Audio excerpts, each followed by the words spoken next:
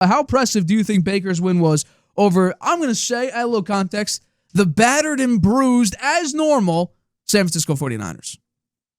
I would say Mayfield did it again with his passing and running. Beating the 49ers handily was really quite stunning. He had 2 TDs passing and a spectacular scramble. I mean, that's a highlight reel run, his scramble to get the first down, which was really important at that point in the game. The game was up for grabs at that point. He really is something else. And after winning 4 games with last-minute scores that he engineered, the Bucs really didn't need a late comeback in this one. They were ahead quite a bit, up 30-19. Mac Jones, he put up big numbers passing, 347 yards, but as you say, people are all over him about the two interceptions. But he's out there playing with a knee and oblique injuries. I give him a lot of credit. He was driving for the potential tying score and threw a pick on 4th and 5 from the Bucs 33 with under 6 minutes left. That was a killer. But Warner broke his ankle in the game. I mean, as you say, the 49ers are all banged up. That just adds to their woes. But the Bucs are missing some players too. Evans, Godwin, Irving, and Egbuka got a hamstring injury and didn't play in the second half. Mayfield was out there playing with the 4, 5, and 6 receivers, and they played great. Johnson had that long pass to him with a spectacular catch and his circus backflip, and really quite stunning. I've seen that on TV like probably 10 times now. People are impressed with it. Mayfield, 17 of 23, 256 yards and 2 TDs. White, 17 carries for 65 yards and a touchdown. And Johnson, who really impressed out there, even though he's one of the lowest graded receivers on their team, 4 for 64 and 1 touchdown. On the other side, I mentioned Mac Jones, 27 of 39, 347, no touchdowns and 2 interceptions. McCaffrey, 17 for 54 and 1 TD. And Bourne, he and Mac Jones are really, the chemistry there is great. 5 catches for 142 yards. He keeps having these great games. He should be out there starting when Brock Purdy comes back, too, I think. Well, I think that right now, when it comes to the Tampa Bay Buccaneers, Baker Mayfield deserves the MVP. I really don't think there should be any competition. Josh Allen has looked all right. All right. These 2 losses hurt because he hasn't looked good. He's turned the ball over a lot. Patrick Mahomes, Baker Mayfield's putting up better numbers, I think, than Mahomes is. Also, he's winning games, late games, game-winning drives, come from behind victories. He's doing it in a better fashion with a more difficult route because he's down Mike Evans, Chris Godwin, Bucky Irving, Emeka Egbuka, already down 2 starting offensive linemen, and he's executing at an incredibly high level against some very difficult competition. Mahomes loses a wide receiver too, and we're like, is the dynasty over? They look a little shaky. What's happening with Mahomes? The offense looks a little bit off. And then Xavier Worthy comes back and is like, oh, no. Mahomes needs these types of guys to do his gadget plays and these weird things all around. Mayfield's out here just slinging the football. That's all he's doing. This is the first game where Baker Mayfield could actually line up in victory formation and end the game on terms where he doesn't need to go and try to win the game for him because the game's already won. Think about this. The Tampa Bay Buccaneers, led by Baker Mayfield, who was a pushover a number of years ago by the Cleveland Browns, then the Carolina Panthers. The Rams already had Matt Stafford, so they wouldn't bring him back. Now the Bucs have him. He has the Bucs in the position of the 1st seed in the NFC, while having the 20th best rushing team in the NFL and the 24th ranked scoring defense. So he's doing a lot of the heavy lifting here. Think about this also. At Baker Mayfield at quarterback, he's let his past 2 offensive coordinators, they've both become head coaches. Now, the situations may be a little rough. The Jaguars, their defense is doing a lot of the heavy lifting. But ultimately, wins are wins right now. And then the Panthers, they're interesting now. They're a very strange team. But they are winning the past couple weeks. So it's a good story so far, and Dave Canales is doing a fine job. But think about this, though. Think about the story of Baker Mayfield. Where do we draw the line between cockiness and confidence? Because I would say confidence is you have that big ego, but can back it up consistently. Cockiness is, well, you have that big ego and you do it occasionally, but ultimately you can't live up to the ego that you're portraying. And Baker Mayfield early on in his career had the massive ego, was doing all these progressive commercials, but he was playing for the Cleveland Browns and that whole situation with Hugh Jackson and not winning a lot of games, winning a playoff game, but not playing great. The defense did a lot of the heavy lifting. We always talk about, the lack of success with the roster that Baker Mayfield had when it comes to the offensive line, the defense, OBJ, Jarvis Landry, who nowadays that name is obsolete. But given the moment, given the time frame, he was a perfectly fine receiver. Nick Chubb in the backfield averaging 5-6 yards a carry. It just seemed like a missed opportunity. Then the Panthers? Oh, you got humbled by the Panthers. Here's the thing. I know there's a famous quote by me out there, but I thought going into that season, I thought Baker Mayfield got screwed by the Cleveland Browns. I was rooting for him week 1 against Cleveland, and he got screwed over in that game by a stupid call.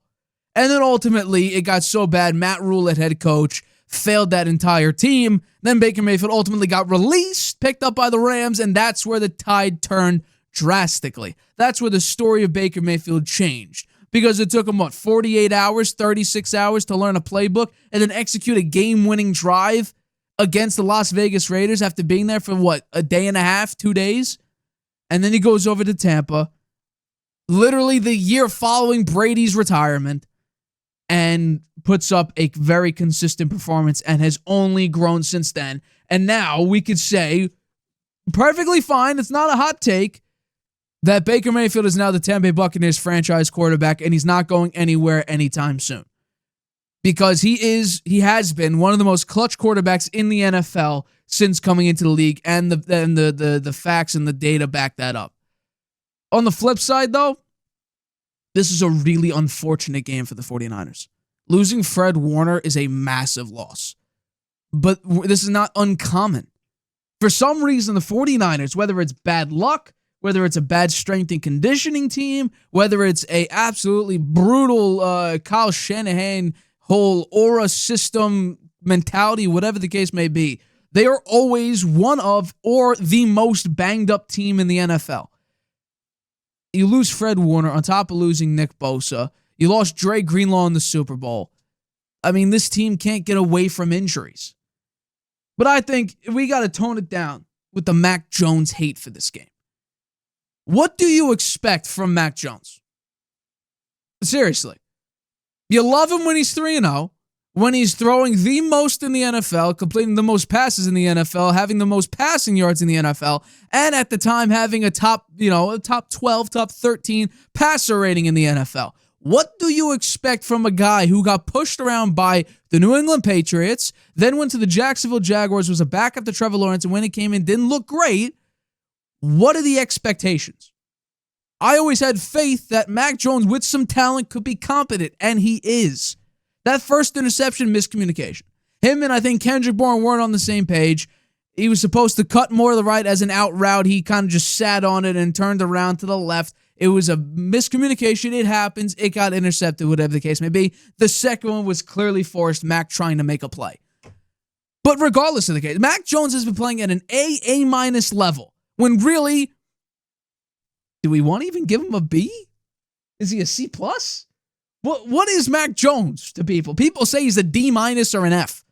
What do you say Mac Jones is as a quarterback rating? No, I would give him B+. You would say, so outside of Kyle Shanahan's system. Outside of his system? That's what I'm saying. Mac Jones, the quarterback. Oh. What is Mac Jones, the quarterback, rating-wise? Maybe a B if you take him outside of the system. Okay. So, that 2021 year, I would agree. He's a B. And then Belichick screwed him over. But if we're saying that all of a sudden a B quarterback is playing at an A level, what do you expect when the only thing you can rely on is a quarterback who's outplaying himself? Well, I think they can't run the football. I think that's a factor. There's not much of a running game there. He's playing hurt. I think that's big. He has a knee injury and an oblique injury. And the wide receiver core is depleted. Yeah. Although having Kendrick Bourne there and having the experience with him when he was with the Patriots has shown up big here. Oh, and massive. Those guys have been really pretty special out there playing together. So in the 49ers system, I think he's exceeded expectations. Right. Because no one expected him to even play, right? And he came off the bench, and he's excelled in 3 games, 3-0, and in this last game, he did pass for 347 yards, and they had a huge injury on defense, so and he was, he got intercepted, but it was a 4th and 5, so he had to do something. So I don't hold that one against him, and I don't know why they're hating on him. I don't think that's appropriate. Well, I think ultimately, again, it's the expectation. All of a sudden, you have expectations of Mac Jones to lead all these game-winning drives and win all these games when people thought he was a bust as a first-round pick. No, but he started doing it. That's right. why, they're hating on him now because they expected him to play like he did the 3 games he won. Right, but then people, I guess, are oblivious to the fact of what the expectations were. Same thing with Sam Darnold on the Minnesota Vikings. What's the Vikings record going to be on Sam Darnold? Maybe last in the division. They go 14-3.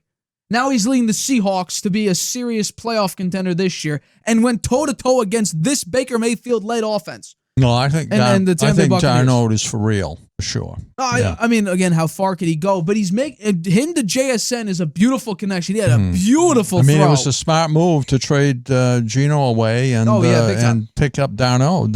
That looks pretty good for the Seahawks front office. 100%. But I just think, again, it's about expectations. Mac Jones, and I said this, I have faith in him, but I'm also not naive. It's the Kyle Shanahan system.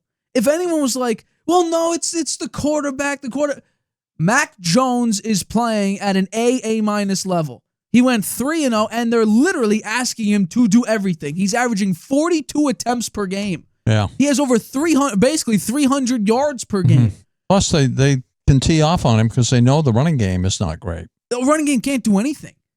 Christian McCaffrey, because of the amount of usage he has to get, he looks a little slow towards the end of the game. He doesn't look as nimble and mobile as he does maybe 2 weeks ago. Their offensive line is not what it was. The interior of the offensive line is rough. And Mac Jones, he's very immobile. He looks like a blob trying to run out there. So you have no QB sneak. You have nothing. And Mac Jones he made some great throws in this game. Yeah. He was got a good arm. He was moving the ball up and down the field. He had a couple beautiful deep shots. Kendrick Bourne, was it DeMarcus Robinson had a great catch. He's throwing to guys that haven't caught passes in the NFL. We're talking about third stringers. Third stringers we're talking about. It's a really unfortunate loss. There were opportunities to be had for Mac Jones, but ultimately you're asking a quarterback who's playing far above his pay grade to all of a sudden lead you to the promised land when, guess what? That wasn't even the expectation when he arrived in San Francisco because this was supposed to be Brock Purdy's year. And then he ended up getting injured. And by the way, you look at the numbers, look at the data. Brock Purdy, who's been playing with more guys than Mac Jones has, Mac Jones is outplaying him. You could argue with a brick wall about that. That's what the data says. So people could argue with a wall about that. But he has. And by the way, not close. What's called passer rating wise, not close. EPA, kind of close. But Mac Jones, he's still number 1 in completions per game, number 1 in attempts per game, number 1 in passing yards per game because they have no running game. They need Mac Jones to do. On the Patriots, a 300-yard game was an anomaly for Mac. He's done it basically every single game with the Niners. Yeah, it's pretty good.